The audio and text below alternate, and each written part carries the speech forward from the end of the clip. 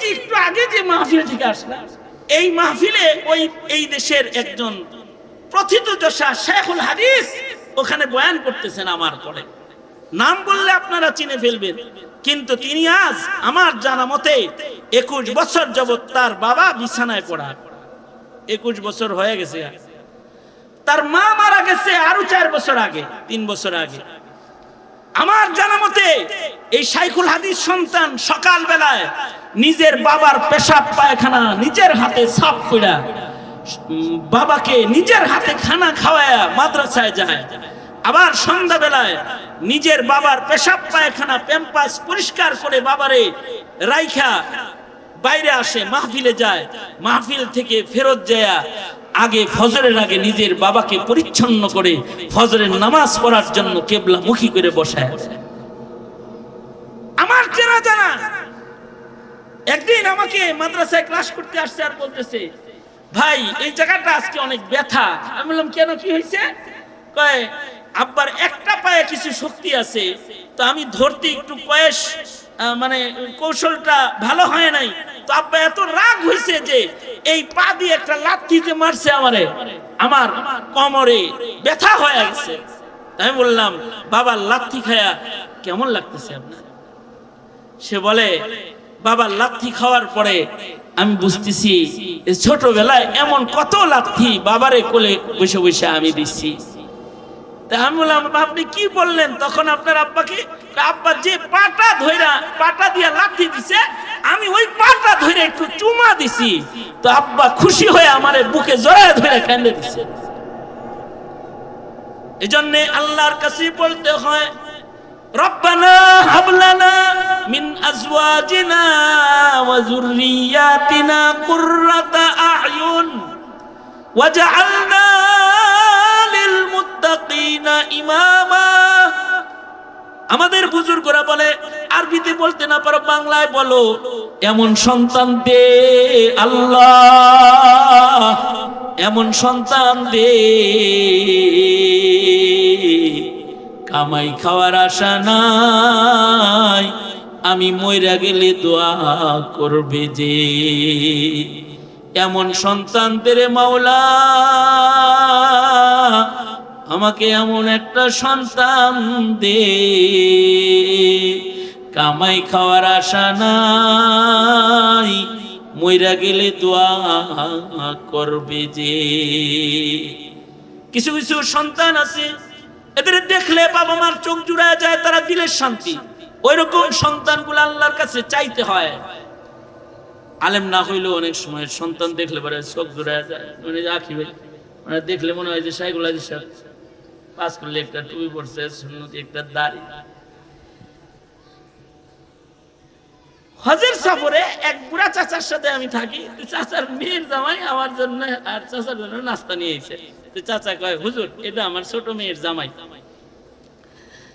আমি তো দেখে মনে করছি আখিবের মতো আর কি, এরকম খুব এবারে মনে হইতে শাইখুল হাদিস সাহেব এরকম একটা ভাব আর কি। তা আমি বললাম ভাই কোন মাদ্রাসার খাদেম আপনি? কোন মাদ্রাসার খাদেম? তা উনি তো লজ্জা পাইছে, হুজুর আমি একজন ইঞ্জিনিয়ার, আমি আলেম না। তবে দাওয়াত ও তাবলীগের মেহনতের বরকতে আল্লাহ ওয়ালাদের সোহবতে আল্লাহ আমার একটা কালার দান করছে, রং দান করছে আর কি, আমি তাবলীগের কাজ করি। আমি বললাম আপনার এই রংটাও ময়দানে মাহশারে আপনার নাজাতের উসিলা হয়ে যেতে পারে। কারণ আল্লাহর রাসূল বলেছেন মান তাশাব্বাহা বিকাউমিন ফাহুয়া মিনহুম, যাকে যার মতন লাগবে ময়দানে মাহশারে তার সাথে তার হাসর হয়ে যাবে। নেককারের লগে যদি চেহারা মিল থাকে, নেককারের সাথে যদি হাসর হয়ে যায় আবার, তাই তো জিতে গেলেন গা। চাচারে বললাম এটা যেহেতু আপনার ছোট মেয়ের জামাই, তাহলে বোঝা যায় বড় মেয়েও আছে, আরো মাইয়াটাই আছে, আপনার ছেলে মেয়ে মোট কয়জন? চাচা কয় 2 ছেলে 2 মেয়ে। আমি বললাম সবগুলার কালারই কি এরকম? কয় আলহামদুলিল্লাহ, আল্লাহ আমার ছেলে মেয়েরে হালাল হারামের বুঝ দিছে, জায়েজ না জায়েজের ইলম দান করছে, ওরা শরীয়ত মেনে চলে, পর্দা করে, সুন্নতি দাড়ি, ওদের দেখলে আমার দিলটা ঠান্ডা হয়ে যায়। আলহামদুলিল্লাহ, আমি খুব সন্তুষ্ট। আমি বললাম এটা আপনি দুনিয়াতেই একটা জান্নাতে আছেন। দুনিয়া আপনার ঘরটা একটা জান্নাতের বাগান। সকালে কোরআন তেলাওয়াত হয়, গানের আওয়াজ নাই, আল্লাহ বিল্লাহ লোক নেককারদের চেহারা দেখেন ঘরের ভিতরে, কত নিয়ামত আল্লাহ আপনারে দান করছে। এই বেচারা আরো কান্না শুরু করছে, জি আলহামদুলিল্লাহ আলহামদুলিল্লাহ। কিন্তু এর জামাই আমার কানে কানে কয় কি, হুজুর আব্বা মিথ্যা কথা কইতেছে। আমি বললাম কি মিথ্যা কথা কয়? কয় ওনার ছেলে হইলো 3টা, উনি একটা বাদ দিল হইছে। তার মানে বুঝেন না হুজুর, ওনার 5 সন্তান, 3 ছেলে 2 মেয়ে। আপনার কাছে মিথ্যা কথা কইছে, 2 ছেলে 2 মেয়ে, একটা গনে নেই। আমি চাচাকে বললাম, চাচা রিপোর্টটা বেশি ভালো না আপনার, কারণ আপনি তো মিথ্যা কথা বলছেন। চাচা আপনি কি জানেন এটার নাম মক্কাতুল মুকাররমা? এখানে কোন নেক কাজ করলে 1 লাখ গুণ বেশি হয়। যদি 1 রাকাত নামাজ কেউ পড়ে তো লাখ রাকাতের সওয়াব হয়। একটা মিথ্যা কথা কইলে কিরকম বলছে, স্যার আপনার সন্তান হলো 5টা, 4টা বললেন কেন? চাচা বড় হুঁশিয়ার। চাচা কয় হুজুর আপনাদের মুখেই শুনছি সব সন্তানকে সন্তান হিসেবে গণনা করতে নাই। নূহ আলাইহিস সালাতু ওয়াস সালাম যখন নিজের ছেলেকে আমার ছেলে বলে ডাকতেছিল, তখন কি আল্লাহ তাআলা বলে নাই নূহ ইন্নাহু লাইসা মিন আহলিক, এই ছেলে তোমার আহাল না? তার মানে বদকার ছেলেরই গণনা করতে বাপেরে মানা করে আল্লাহ নিজে। কাবা শরীফের পাশে বৈশা একটা নাস্তিক মেজাজের ছেলেরে নিজের ছেলে হিসাবে কই না, মহান আদালতে কিবরিয়াতে আসামি হইয়া দাঁড়াইতে চাই না।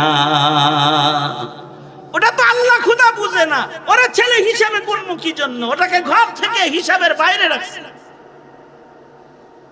আমি মাঝে মধ্যে বলি এই কথা, সন্তান যদি মানে আল্লাহ পাকের আল্লাহর রাসূলের ফরমাবরদার গোলাম না হয়, হুঁশিয়ার ইমানদার পিতার অমন ছেলের গণনা করা এটা মুসিবতের কারণ। এটা যেমন মুসিবতের কারণ, আমি এটাও বলি সমাজের সব মানুষকে মানুষ হিসেবে গণতে হয় না। এটাও বলি যারা রাজনীতি করে তাদেরকে বলি, যারা দল চালান তারা সবাইকে কর্মী হিসেবে গণবেন না। যারা সমাজে সন্ত্রাস করে, চাঁদাবাজি করে, তাদের কর্মী বলেন। লজ্জা করে না আপনার? লজ্জা করে না? এগুলা কর্মী হয় নাকি? যারা সমাজের মানুষের অধিকার নিয়ে ছিনিমিনি খেলে। সুতরাং মানুষ ঘরে আইলেই মানুষ না, আল্লাহর কাছে চাইতে হইবে একটা ভালো মানুষ। এমন সন্তান দে মাওলা, এমন সন্তান দে কামাই খাওয়ার আশা নাই, মইরা গেলে দোয়া করবে যে। দুনিয়াতে পিতা হলো মোট 3 প্রকার, তার ভেতরে 2 প্রকারের পিতারা উৎকৃষ্ট, 1 প্রকারের পিতারা নিকৃষ্ট। হযরত থানবীর এই কথাটা বইলেই আমি আপনাদের কাছ থেকে বিদায় নিব আর বলবো যে আপনারা এই প্রকারের বাপটা হইন, চেষ্টা করেন। কারণ আপনার ছেলেরে নষ্ট করার লেগে হাসিনা 20 বছর মেহনত করছে, পূজা শিখাইতে, গোমাতা শিখাইতে। কথা কন না কেন? জোরে আওয়াজ করে বলেন না কেন? 20 বছর মেহনত করছে না?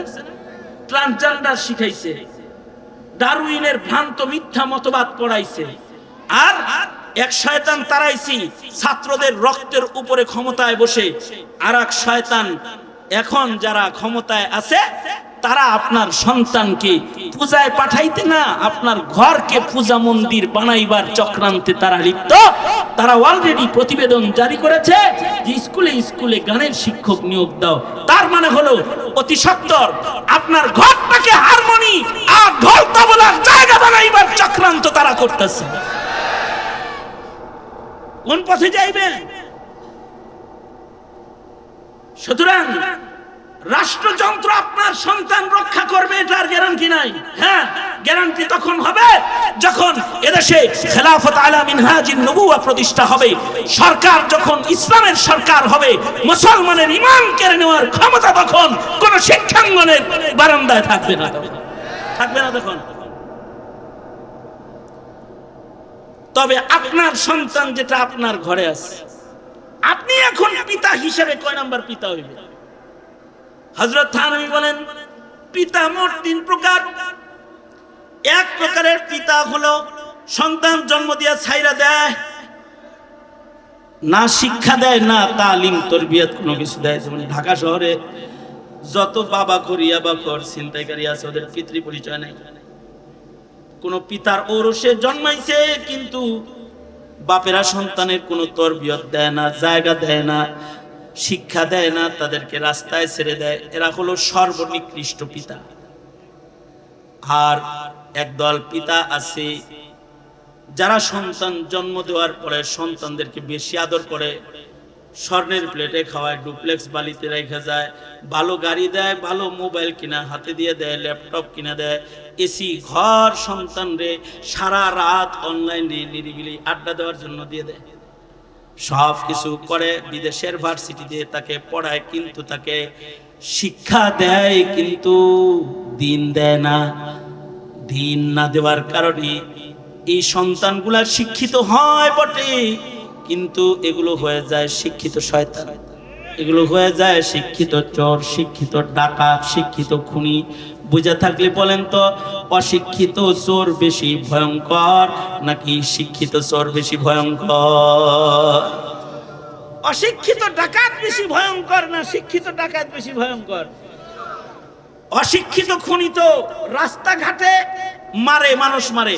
আর হাসিনার মতো শিক্ষিত খুনি যারা, তারা আইন প্রণয়ন করে কলমের খোঁচা দিয়ে তারা নতুন নতুন জুলুমের আইন বানায়, তারা রাজপথে হাজার হাজার মানুষকে তারা শহীদ করে ফেলে। তারা এগুলো হলো শিক্ষিত জালেম। তারা শিক্ষা দীক্ষা ডিগ্রি পেলেও মানুষ হওয়ার শিক্ষা তারা পায় না। এরাও হয় সমাজের হনুমানের দল, মানুষ থাকে না। আর এরা এত হনুমান হয় যে শিক্ষিত হওয়ার পরে গ্রামের মানুষই মনে হয় না, শেষ বেলায় কারোর তো নিজের বাপেরও মানুষ মনে হয় না। বন্ধুরা যদি বলে উনি কে, এটা আমার কাজের লোক রাখাল, নিজের বাবাকে রাখাল হিসেবে পরিচয় করায় দিতেও দ্বিধাবোধ করে না। শিক্ষিত অমানুষের খাতায় এগুলোর নাম চলে যায়। ঠিক না বে ঠিক? জোরে আওয়াজ করে বলেন।